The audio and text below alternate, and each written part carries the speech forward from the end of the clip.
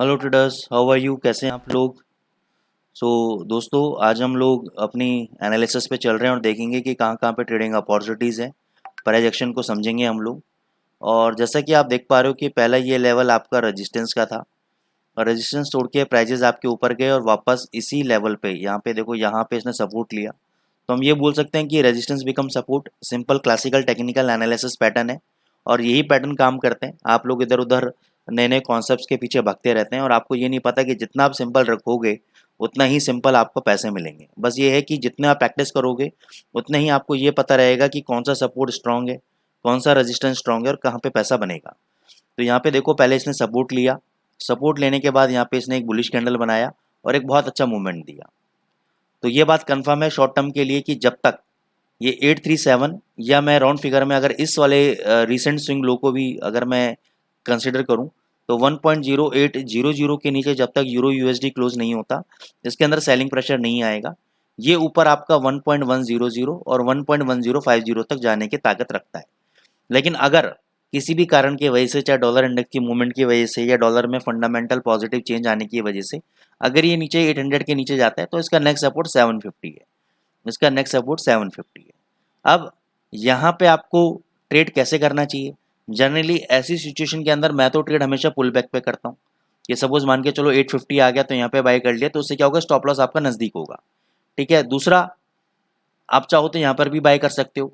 अगर आपके अंदर डेयरिंग है इतना बड़ा स्टॉप लॉस लेने की, तो जनरली मैं पुल बैक पे बाय करता हूँ। दूसरी दिक्कत क्या होती है कि मान के चलो मैंने बाय नहीं किया, मैं 850 का वेट करता रहा और प्राइजेस यहीं से ऊपर भग गए।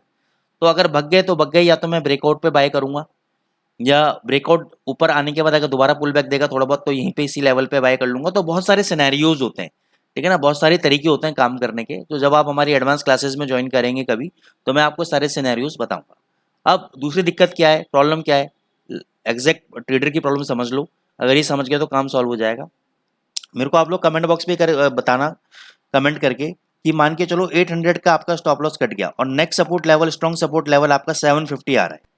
ठीक है। तो 750 पे आप क्या करोगे? एग्जिट करोगे 800 पे, या वेट करोगे कि 750 तक वेट कर लेता हूँ, हो सकता है यहाँ पे आके बाउंस बैक मार के फिर वापस ऊपर चले जाए प्राइजेस। तो आपका डिसीजन क्या रहेगा कि 800 पे मेरे को एग्जिट करना चाहिए या 750 तक वेट करना चाहिए? तो ये कमेंट बॉक्स पे आप जरूर मेरे को बताएं। फिर हम आते हैं जीबीपी यूएसडी पे। जीबीपी यूएसडी ने एक बहुत बढ़िया रेक्टेंगुलर पैटर्न से ब्रेकआउट दिया है। अब ये अगर हाई तोड़ता है फ्राइडे का, जो कि 2728 का हाई है, तो ये तोड़ के 2857 तक जा सकता है। इस केस में आपका स्टॉप लॉस रहेगा 2600 का, क्योंकि इतना बड़ा आपको वैक्यूम देखना पड़ेगा इसके अंदर। ठीक है। अगर 2600 के लेवल के नीचे बंद हो जाता है तो एग्जिट, नहीं तो ये आपको 2857 और इवन 2950 तक, जहाँ तक मेरा ये एलियट वेव जा रहा है वहाँ तक ये टच करने जा सकता है आपका जीबीपी यूएसडी। स्टॉप लॉस 26 रहेगा। 2600 के नीचे अगर गिरता है तो 2450 तक ये नीचे आपको देखने को मिल सकता है जीबीपी यूएसडी। तो उसके अकॉर्डिंगली आप अपने लेवल्स को ट्रेड कर सकते हैं। एयूडी यूएसडी प्रीवियस बहुत स्ट्रॉन्ग सपोर्ट लेवल था, सपोर्ट लेवल ब्रेक हुआ, सपोर्ट बिकम रेजिस्टेंस, देखो इसी रेजिस्टेंस पर टच करके नीचे आया। सिंपल सिंपल मैथमेटिक्स है।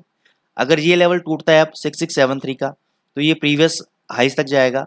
ये हाई है आपका 6721 और 6750 तक ऊपर जा सकता है।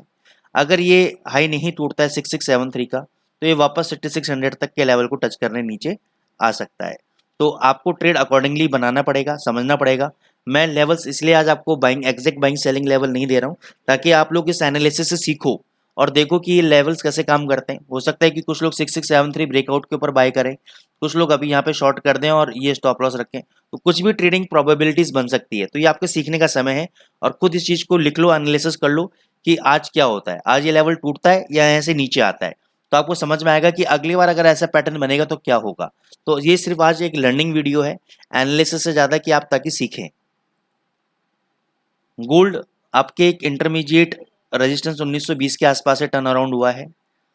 प्रीवियस इसका स्विंग हाई है 1930 से लेकर ये दो ले रहा हूँ 1932। इस लेवल में अगर आज गोल्ड आ जाता है तो इसका मैं बता देता हूँ, यहाँ पे आपको सेल करना है। ये जो प्रीवियस रेजिस्टेंस से टर्न अराउंड हुआ है 1940 का, आपको अपना एसएल रखना है क्लोजिंग बेसिस पे। 1940 के ऊपर बंद हो गया तो एग्जिट, नहीं तो यहाँ से आपको 1925 और 1920 मिलेगा। नीचे अभी भी 1890 का आपका स्ट्रॉन्ग सपोर्ट लेवल है उससे पहले आपका 1900 का सपोर्ट लेवल है। इसके बीच में आप कभी भी बाय कंडीशन ले सकते हैं, स्कैल्पिंग ट्रेड कर सकते हैं। जब ये गिर रहा होता है ना, जैसे देखो यहाँ पे गिर रहा है, ये गिर रहा होता है ना, तो गिरते हुए में बाय मत करना। 15 मिनट का चार्ट लगा लेना 2 घंटे की जगह।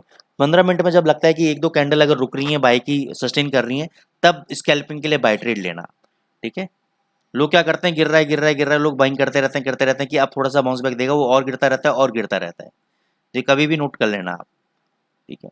तो ये आपकी एनालिसिस रहेगी इस आज के लिए। तो इसी के लर्निंग, इसी को मैं आगे कंटिन्यू करूंगा और मैं आपको कल के एनालिसिस में बताऊंगा कि हमने क्या क्या बताया था और क्या क्या आप लोगों ने करा होगा। तो जो भी आप ट्रेड लें या आपकी अपनी एनालिसिस है, कमेंट बॉक्स में जरूर डालें। अगर आप सीखना चाहते हैं फ्री ऑफ कॉस्ट, तो मैं यहाँ पे आपको फ्री ऑफ कॉस्ट सिखा रहा हूँ एनालिसिस के जरिए। तो आप सीखें, कमेंट बॉक्स में डालें कि सर मैंने ये ट्रेड लिया था या मेरा ये एनालिसिस है, तो आप लोगों को भी नॉलेज आपकी इंप्रूव होगी। Thank you so much guys.